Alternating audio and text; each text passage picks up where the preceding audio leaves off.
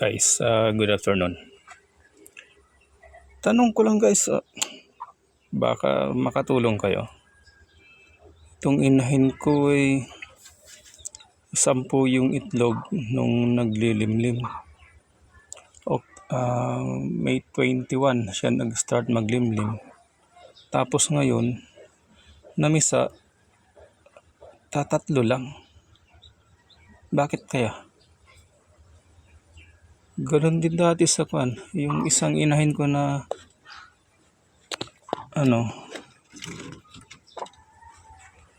na ito 15 yung itlog nung namisa 7 lang. Hindi ko alam kung ano yung problema.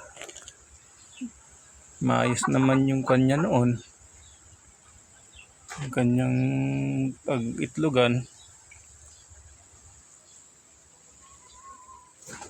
Dito ako talaga na tatatlo lang yung naging sisiw niya. Sayang.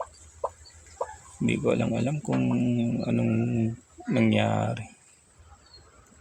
Pa-comment naman guys kung baka may tulong kayo. Thank you.